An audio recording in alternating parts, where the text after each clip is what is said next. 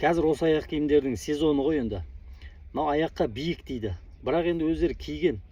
Мені Instagram, TikToктан көріп қалыпты да, сонымен енді кішкене ыңғайсыз болса да киіп жүре берген. Кесуге болмайды деп айтады екен де көп жерде бұны. Енді кесем деген адам кесуге болады. Мынандай бір аяқ киімдер бар, енді кесуге болмайтындай аяқ киімдер болады. Сонымен ыңғайы келсе кесіп беруге тырысып жатырмын. Мынаның енді жартысын кесіп алып тастадым да. Мынандай қылып шығардым ғой. Мынау набойкасымен бірге жасалып тұрған түрі. Мінеңіз. Мынау дайын түрі міне. Естелайшы набойкасымен. Мынаның асты мынандай көрдіңіздер ме? Бұлай көрсеткенде міне.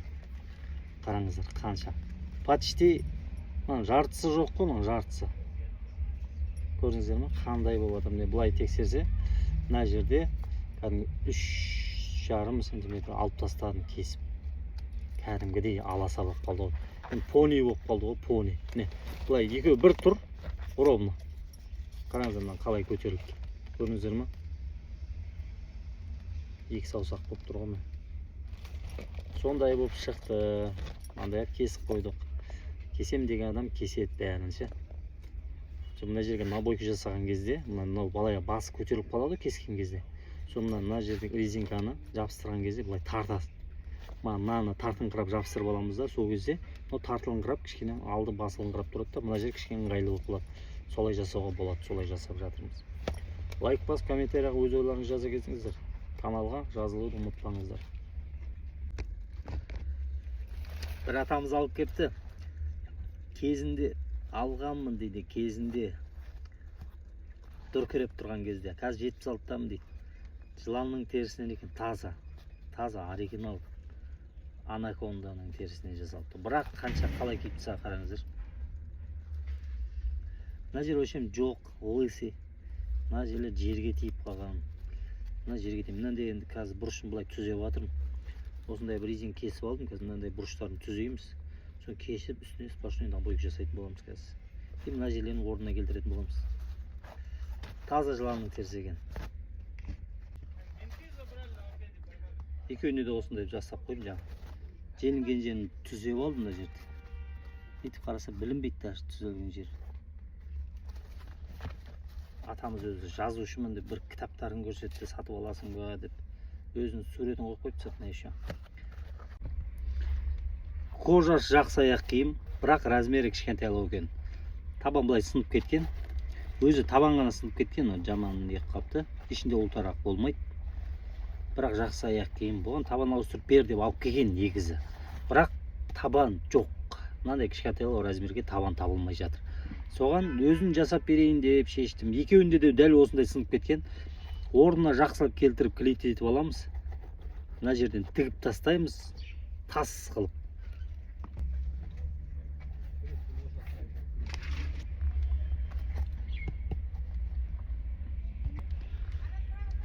Міне осындай шықты.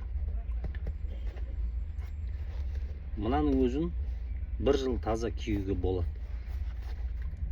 Осы сезон киеді, келесі жылда бұйырса киеді ғой. Міне, білінбейді, жаңа сынған жер көрінбейді. Киіп жүре береді. Ал бағасын беріп кетіңіздер. 1-ден 5-ке дейін десең, лайк басып, қолдап, осы каналыма тіркеліп қойыңыздар. Не бір бауырымыз Instagram'нан көріп алып кепті да мына аяқ киімді. Түрі көрініп тұр ғой, кішкене өңіп кеткен. Кішкене біраз өмір сүрген, енді краскасын бәрі кетіп қалған. Осыны қалай жасап бере аламын? Негізі бір қара емес мынау. Көк пе бірден кесіп өтті. Осыны қара қылып тастайық дедім, сол кезде әдемі болады дедім. Екіншісі міне мынандай болып шықты. Қап-қара қылдым. Табандарында міне көрдіңіз, аппақ қылып кішкене шығарып қойдым.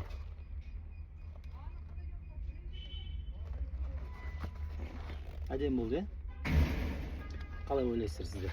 Сосын мына бауды, ақ бауды өзіңкін салып жібердім.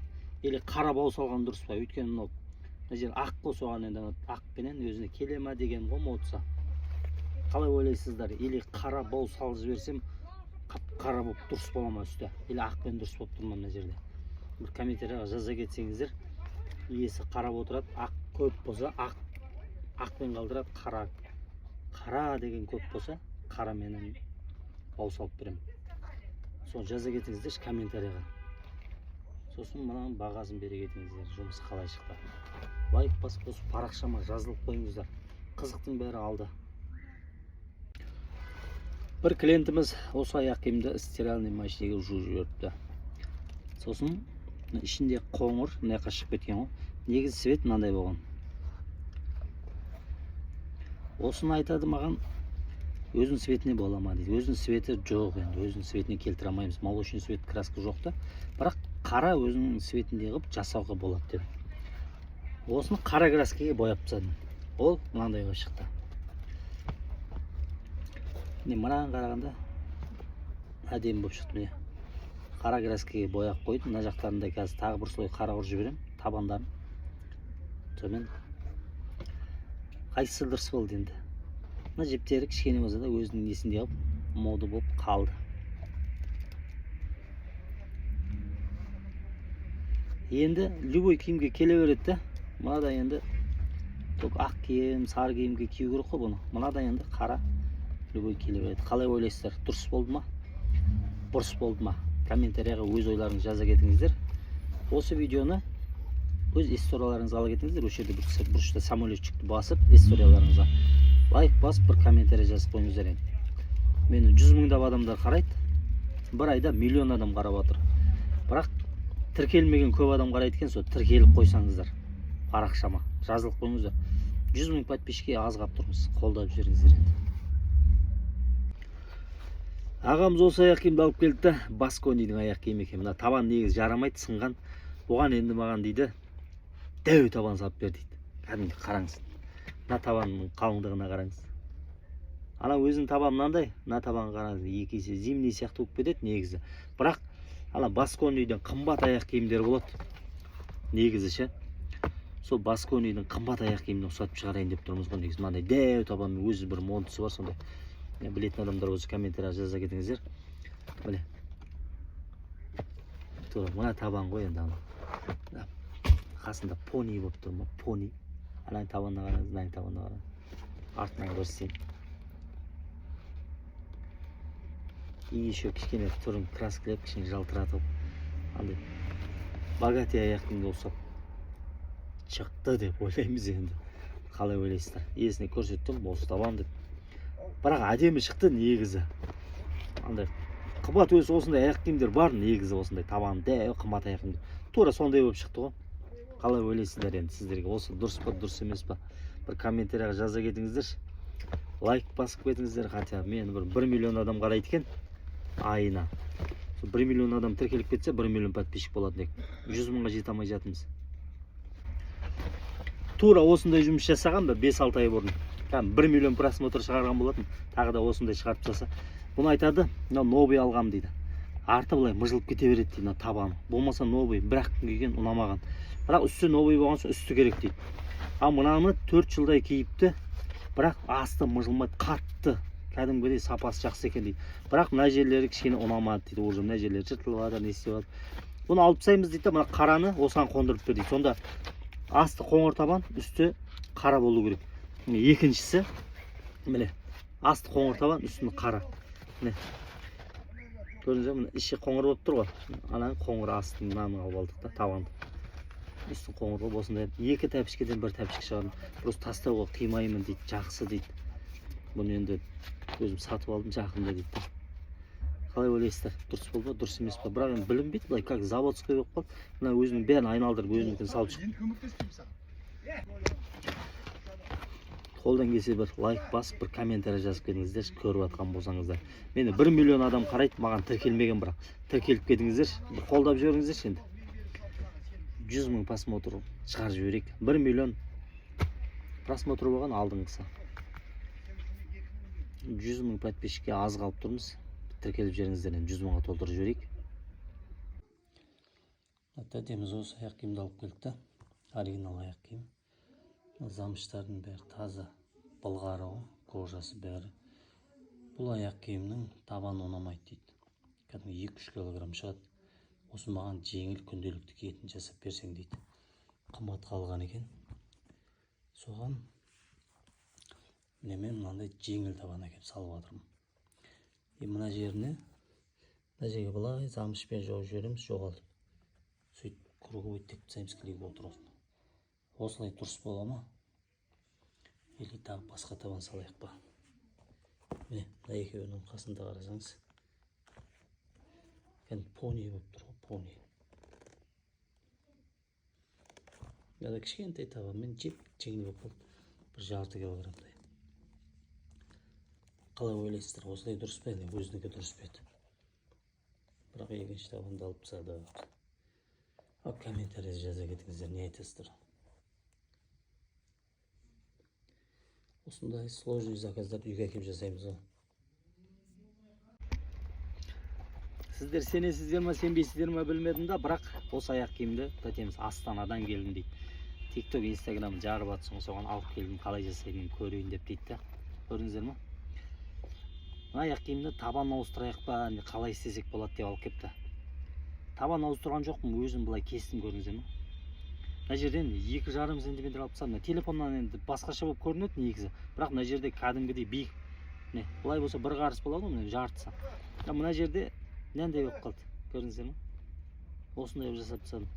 Маған айтады, ана жерде мынандай жасамады, ана жерде мұндай жасамайды дейді. Барлық жерде мықты жасайтын етікшілер бар. Мен негізі мықты етікшімін деп айтпаймын. Мен де қолдан келген жасап беріп жатырмын, бірақ әр қалада мықты етікшілер бар. Сол өз қалаларыңыздан барып көрсеңіздер болады. Любой етікшіге барып сұрап, осылай кесіп бер, осылай істеп бер десеңіздер, любой сложный жұмысты жасап береді етікшілер негізі. Өйткені етікші болып істеп отқан соң оны жасап көреді. Барлық адам жасайды дегенім ғой. Сол осы комментарияға жаза кетіңіздер, өз қалаларыңызда жақсы етікшілер болса, сол жерге, мына жерге барыңыздар, мына жерге барыңыздар деп бір-біріне жаза кетіңіздер, сол қаладағылар өздері көріп, соларға барсын. Әр қалада сөйтіп бір-біріне етікшілерді реклама қылып жіберейік. Осы жерге комментарияға жазыңыздар. Например, Астанада болсаңыздар, Астанада мына жерде бар деңіз. Алматыда болса, Алматыда мына жерде бар деңіз. Шымкентте болса, Шымкентте ана жерде бар деп, осы жерге комментарияға жаза кетіңіздер. Көп адам қарайды мен. Бір-бірінен қарап, Шымкенттегілер сол жерді қарап, сөйтіп бір-біріне барсын дегенім ғой. Сөйтіп етікшілерді қолдап жіберейік, бір-біріне реклама болсын. Комментарияда жаза кетіңіздер. Маден Түркия дейді. Турецкий аяқ киім екен. Көрініп тұр сапасы. Бұлғарысы өте жақсы екен. Тастауға қимайтын аяқ киім. Бірақ ұнатып алған екен. Бірақ өкшенің биіктігі ұнамайды дейді. Аяқты ауыртады дейді. Соны кесуге бола ма дейді. Бір қарысқа шамалас қойын примерно. Қатты биік екен көрініп тұр. Осыны мен кестім. Кескен кезде де мына астын кесіп отдельно алып алдым да. Сөйтіп, міне. Кесіп, мынандай жасап қойдым, былай биіктігін көрсетейін. Кәдімгі жанында пони болып қалды ғой, пони. Алдынан да көрсетейін. Кәдімгі жартысын алып тастадым ғой, жартысын кесіп алып тастадым. Мынандай, примерно, мынандай кетіп қалды ғой. Негізі. Былай білінбейді негізіше. Вообще жүргенде де білінбейді. Кәдімгі жанында аласа кәдімгі кішкентай аяқ киім болып қалды. Астында өзін кесіп алған, өзіне апаратына жабыстырдым.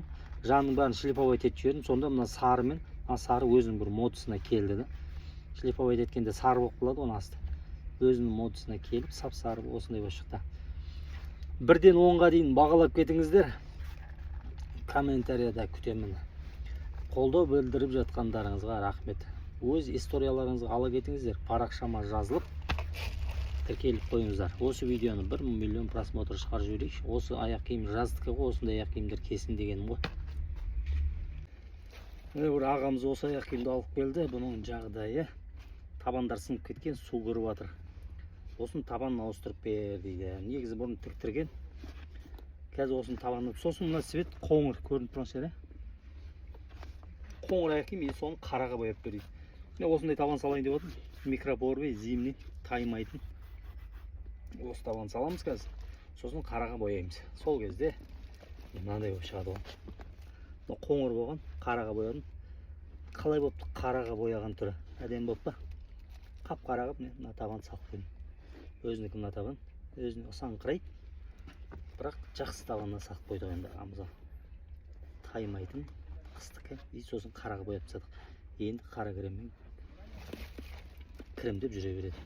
Бір кісілер айтады, неғып видеоңды монтаждамайсың дейді. Менде уақыт жоқ деп отырмын да, үйде жатып алып, монтаждап, не істеп, видео салып отырады. Мен қалай бар, солай салам. Сразу осылай отқан жерімде түсіре салам да, салып жібере берем. Ана кішкене монтаж дұрыс болмай жатса, ренжімеңіздер деген ғой. Қалай бар, солай салып отырмыз енді. Лайк басып, бір комментарияға өз ойларыңызды жаза кетіңіздер. Тәтеміз TikToktан көрдім дейді, өлген аяқ киім бәрін жасап жатсың ғой дейді, мынаны енді бірнеке қылып бер дейді. Енді шаруасы кішкене бітіңкіреп кеткен, енді осыны жасап бер дейді. Мынаның бәрі енді быт шығып кеткен, енді мына жерлерін қараңыздар. Мына жерлерін қараңыздар, жер тепкен, неған. Осыны жасайын деп жатырмыз. Қалай шыққанын көргілеріңіз келсе, до конца қараңыздар. Бір лайк басып кетіңіздер қате. Табан салдым. Енді негізі мынау қоңыр ма сондай болған негізі. Тұр енді кішкене шаршап кеткен соң өзінің светін жоғалтып алған. Өз-өзін жоғалтып алған ғой былай қарағанда. Кішкене қатты қинап жіберген ғой енді. Табан салдым. Екіншісі қараға бояп мынандай пышақ қойдым. Екіншісі ғой. Кішкене енді как заводской болмаса да, бірақ енді кішкене түрі бері қараттық қой. Міне жалтырап шықты осы табанмен. Қап-қара болып, мощный, сочный, восточный болып шықты. Иесі көреді, күші жаман комментарий жазбаңыздар. Ыңғайы келсе, жақсы комментарий жазып кетіңіздер. Лайк басып, қолдап, осы парақшама тіркеліп қойыңыздар. Историяларыңызға ала кетіңіздер. 100 мың подписчикке аз қалдық, 100 мыңға толтырып тастайық. Бір бауырымыз осы аяқ киімді алып келді, тастауға қимаймын дейді. Кішкене былай қарай қисайып киілген. Көрініп тұр ма, көрінбей ма? Былай жалпайтып жіберген, мына жері шығып кеткен. Битсе түзеу болады, былай жалпайып кеткен. Сосын өкшені енді мына жерге дейін жеп тастаған. Мына жерге резинка жабыстырып түзейміз ба деп едік. Оған келмеді, мынаны микропоры табан ғой, тез желіп кетеді. Түр осындай болып кеткен, соған табан алып келдік. Аяғы өз дәу екен бауырымыздың. 44-ші размер. Қазір осы табанды осыған салып келтірейін деп жатырмыз енді. Екіншісі. Осы аяқ киімнің екіншісі ғой. Осы табан салып қойдым. Міне, маңдай болып шықты ғой енді. Кішкене түрін енді новый қылдық деп айта алмаймын, бірақ енді қолдан келгенше жасап қойдық. Нормальный болып қалды енді. Тойға киюге болады. Енді мына күйде енді көздеріңіз қалай көріп тұрған білмеймін. Мына аяқ киім, бірақ дұрыс көріп тұр көздеріңіз. Парақшама жазылып, комментарияға өз ойларыңызды жаза кетіңіздер. Лайк басуды ұмытпаңыздар.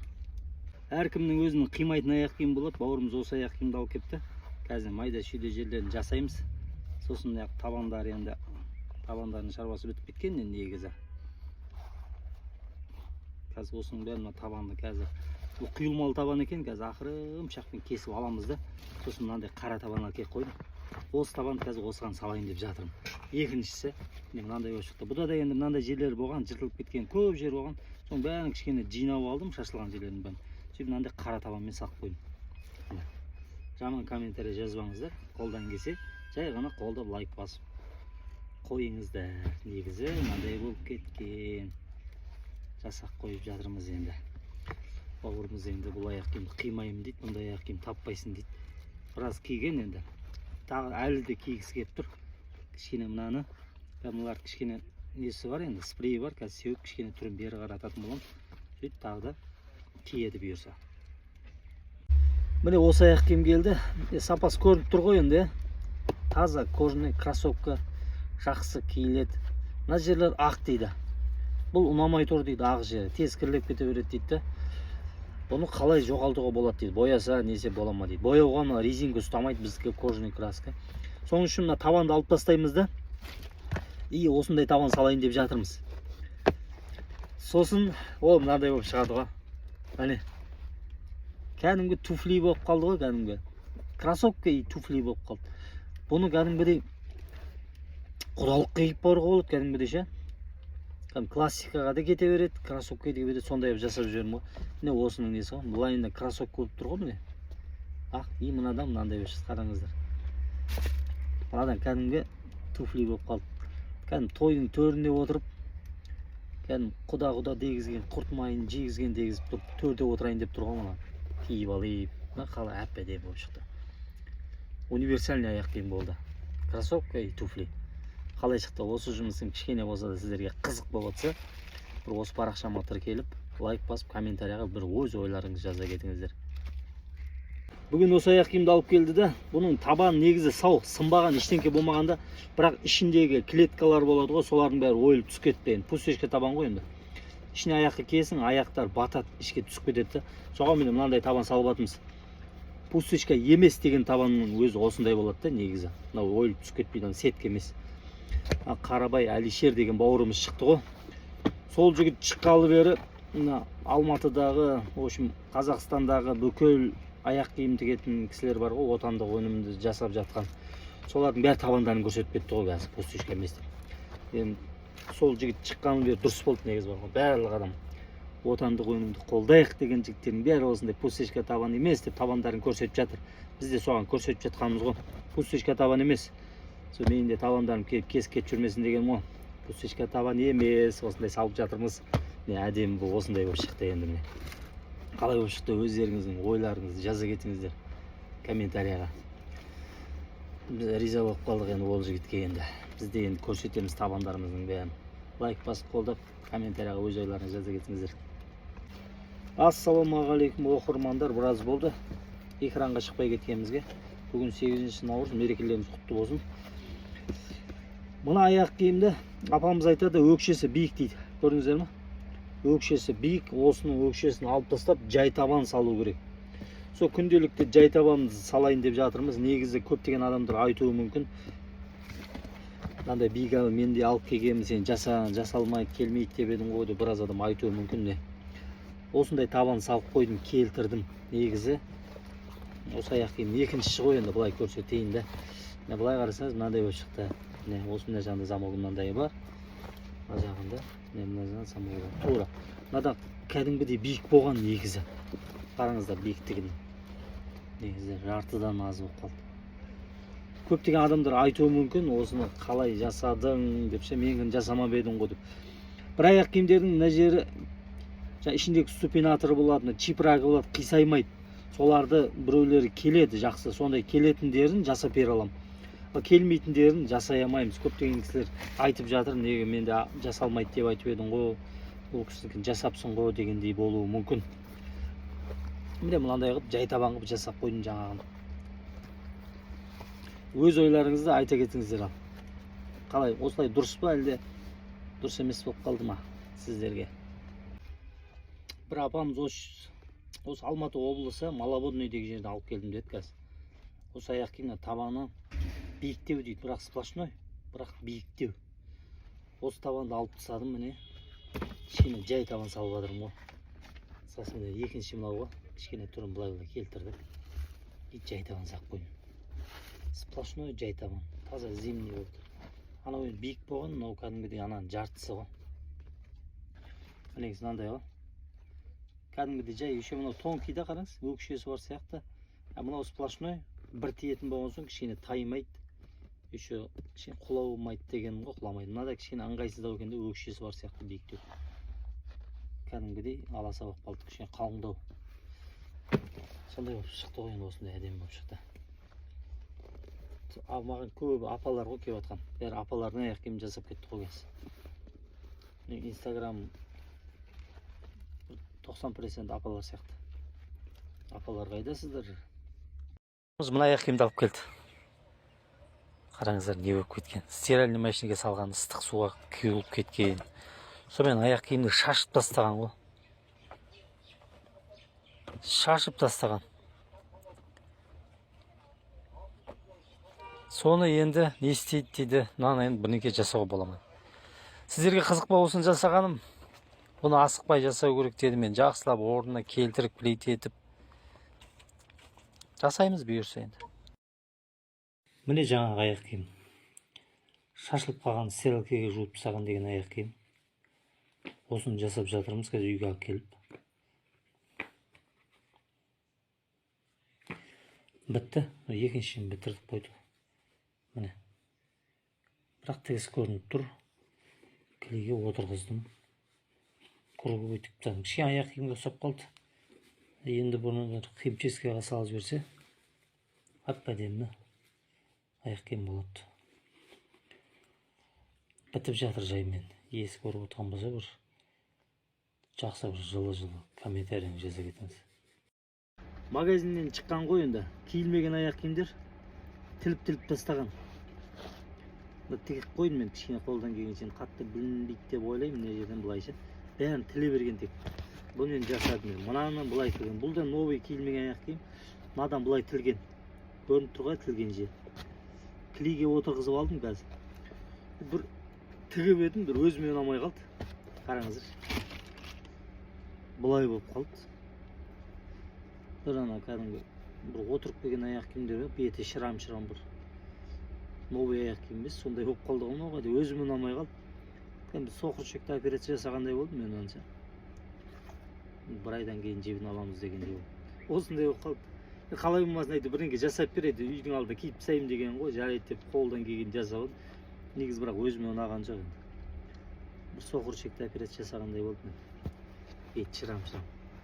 Не айтасыздар комментарияға бар. Жаза кетіңіздер өз ойларыңызды. Или қайтып жасамаймын деп бере салайын ба, жасалмады деп.